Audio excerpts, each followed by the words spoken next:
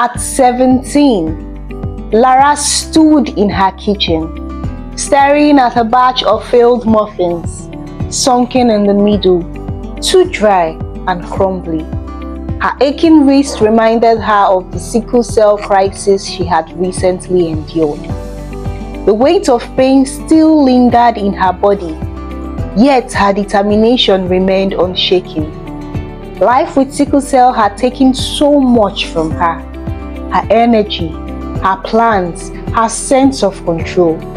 Yet in the kitchen, she wasn't just a warrior battling pain. She was a creator, an artist striving for growth. Baking had always been a part of her world. Memories of her younger self sitting on the kitchen counter and watching her mother knead dough flooded her mind. The air filled with the warmth of the oven and the sweet scent of vanilla was a kind of therapy, a safe place. Back then, the kitchen felt like a world where her illness had no control. It was a space where she didn't feel weak or left behind. Returning to the present, Lara picked up one of the failed muffins and tasted it. Dry and crumbly, far from what she envisioned. Frustration flickered across her face, but she grabbed her notebook and scribbled down a note. More mashed bananas, less flour. Her resolve was clear.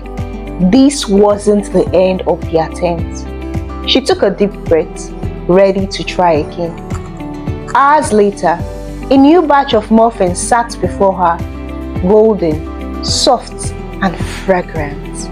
As she broke one open, steam rose, carrying the aroma of her effort.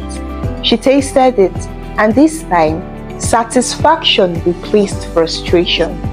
It wasn't just a muffin.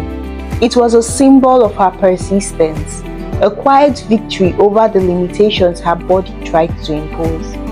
The next day at school, she shyly shared her muffins with a few classmates. Initially hesitant, they took a bite, their faces brightening with surprise. Compliments followed, words of encouragement suggesting she should sell them. For the first time, her talent wasn't just a personal escape. It was something others saw value in. Back home, Lara found herself more in the kitchen, mixing batter with steady, confident hands. Despite the pain she often felt, these hands were strong. They were the hands of a warrior who fought quietly yet relentlessly. She knew she couldn't control sickle cell, but she could control what she created.